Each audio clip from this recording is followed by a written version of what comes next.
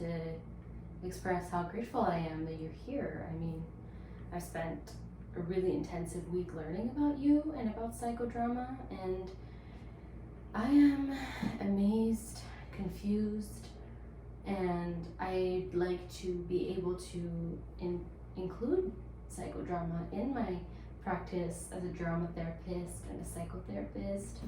And I am very grateful to be able to have this conversation with you today to figure out how to do that. Well, it's my pleasure. Let's get right to it. I'm a busy man. All right. So I'd like to just let you know a little bit about one specific psychodrama that we did in our class. I'll just explain it to you quickly. So we started with a warm-up. That specific day we warmed up with the social atom because we wanted to really think about our interpersonal relationships, our families, the people who are most close to us, and that was really with the intent of starting by doing an interpersonal psychodrama as a point of beginning. Apparently this is how you start, right? So we did that, and that kind of warmed up a story that we had to think about.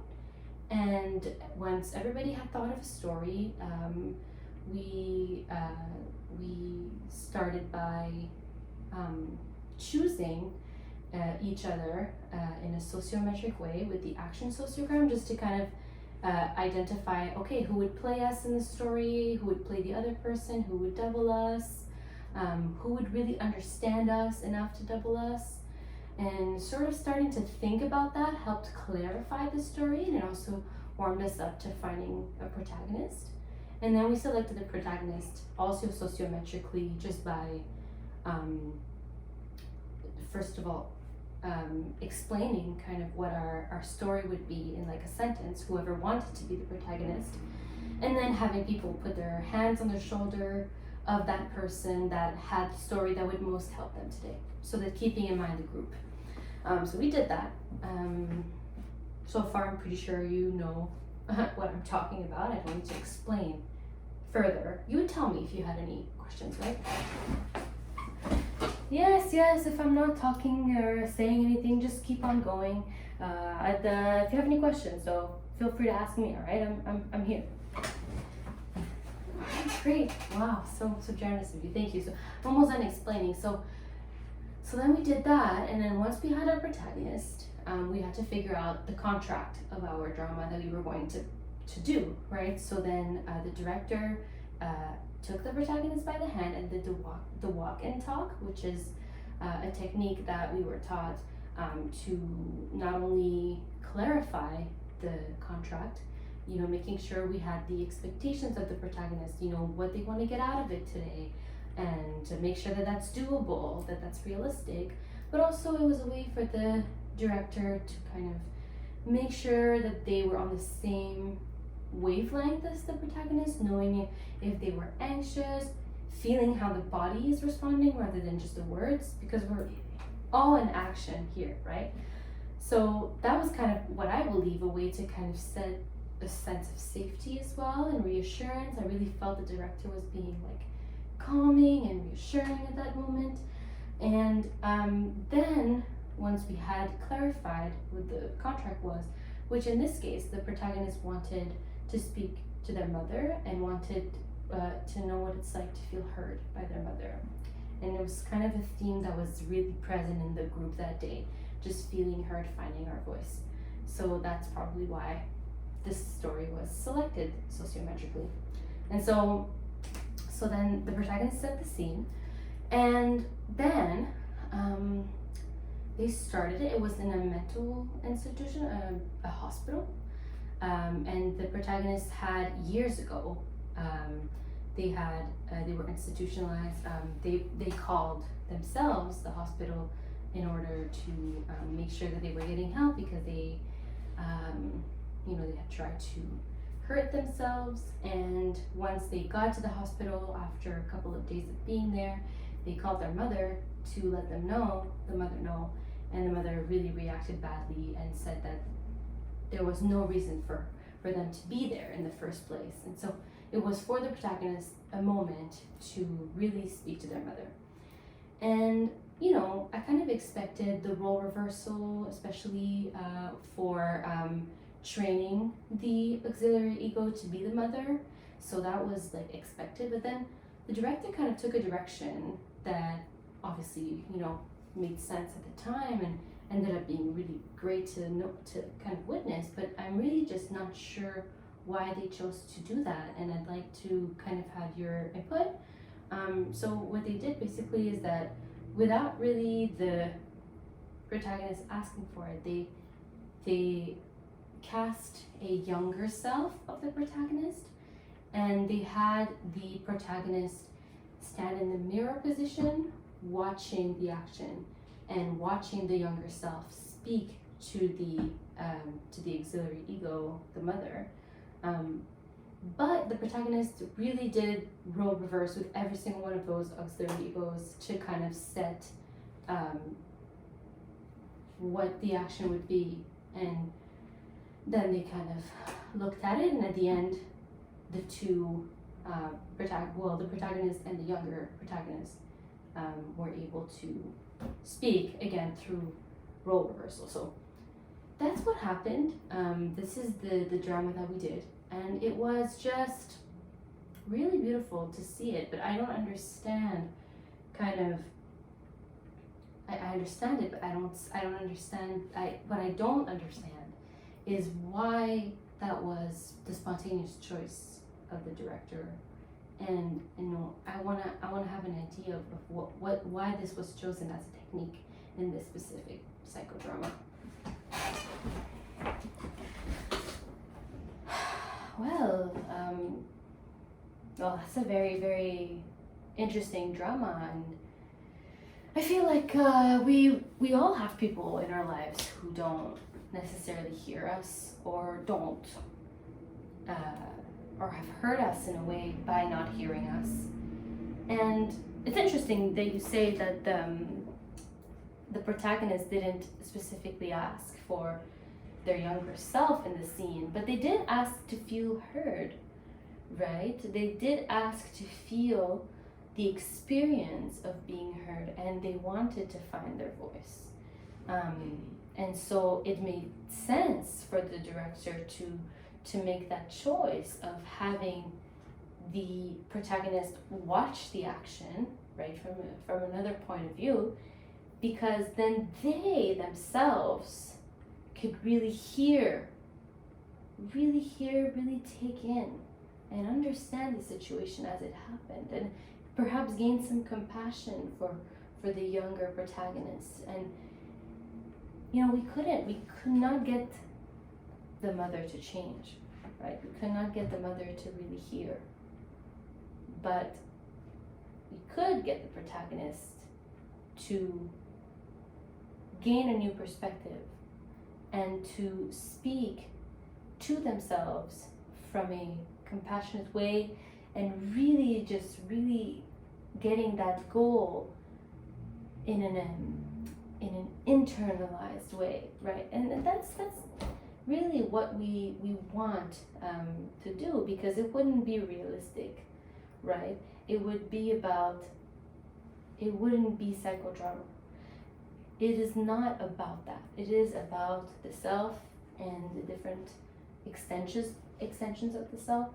And the role reversal is not just to set the scene or to have an idea of what the drama is going to be, which is what you said. And to some extent, practically it's what it is, but really in my beliefs and in my research and my writings, the role reversal is about understanding the other, and it is the best way to have an encounter with someone else. Is if you could rip my eyes and you ripped your eyes, and we could just really reverse them and see one another for the first time. And that's the true encounter of really putting yourself in someone else's shoes.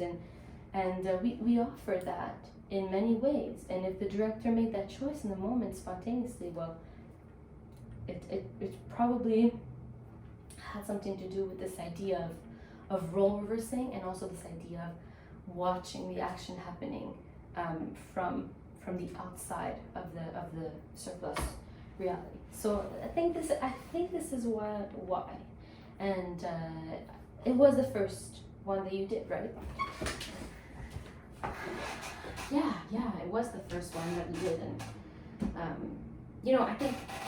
I see what you mean. I see what you mean, and this being the first one that we did, it was also to a lot of us, I think. Well, to me, I can only speak from my perspective, but to me, it was really a very powerful one.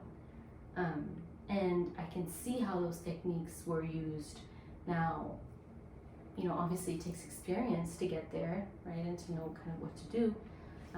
But I can definitely see why those techniques were used, and I also feel like it was such a safe environment, and the sharing that happened after really contributed to the safety even more, because every one of us had to find a way to connect to the story, and everybody really did, and there was a really true connection in this moment between all of us, and I feel like it felt safe. I can't explain why, but it felt safe. Well, it sounds to me like you really spent some time making sure that the protagonist was calm, that their body felt present, right? They were accompanied. They had their hand taken. They were really put in a space where it was a defined space. They were able to set the scene themselves. They were able to choose the roles, the auxiliary egos themselves, right? They did the casting. They did role reversing, right? None of this was chosen for them or imposed on them. It was all for them and by them. And then there was a proper sharing period that was happening at the end, which seemed like a moment for them to really get back into reality and get some connection from other people. And that is another way that they could feel heard and seen, which was part of the contract. Yes, see, I didn't even think of that. See, thanks for that, Moreno. One last thing I'd like to really talk about is drama therapy. I don't know if you know about drama therapy, but drama therapy is great, and it's in some ways similar to psychodrama, in some ways it's different, but I really want to continue this whole role reversal thing. It's really my intuition here that it's powerful. It's at the center of psychodrama, this idea of putting yourself in another person's shoes, in another person's body, in another person's role, and really, really experiencing them and understanding them. And I wonder how that can be done in drama therapy with the same kind of safety, but without it being psychodrama. Yes, I've heard of this drama therapy thing. Very, very interesting. It's not psychodrama, but it's very, very interesting. See, you can do role reversal in another way. You could really, really take it from a point of if you wanted to say something to that person, what would you have said, right? So really, without constructing a whole story and doing a whole psychodrama process, but really grounding the person in a specific situation that happened to them and asking them if they would like to revisit that situation, and role reversing from the point of view of the person that was there and themselves, and really having them imagine what they would have wanted to say. Another thing that could be interesting is doing intrapsychically, right? Finding two very different, very conflicting sides of someone, and having these two sides be in a dialogue, right? Role reversing between these two sides. It can still be very therapeutic, but it's not exactly psychodrama. See, you're not embarking on the whole psychodrama, but you're taking a moment in time, or you're taking two sides of a person's story and you have these two sides dialogue. Interesting. Yeah, I can see how you can do that, metaphorically as well. It could be two characters of a story that they like. It could be, it could be two animals. It could be two colors. We could really, really expand it. But I personally love the idea of two sides of themselves. I think that's very, very, very close to drama therapy as well as psychodrama. Yeah, I think that I would really just want the person to feel safe. Safe, huh? Okay. Well, therapy is not safe. You can't guarantee that it's going to be 100% safe. It might be a difficult time, but it's going to be contained. I have a feeling that you just really want to make sure you do things perfectly. Just be spontaneous with it. Just see what happens, right?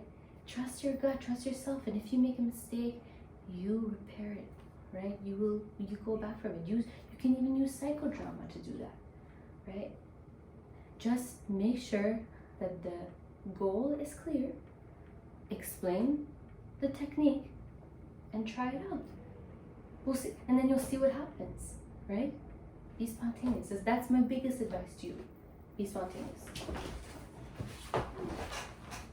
Yeah, had a feeling you would say that. Well, listen, Moreno, I could talk to you for hours, but I feel like I've gotten a lot of great insight here. Thank you so much for spending this time with me. Yeah, yes, it's my pleasure.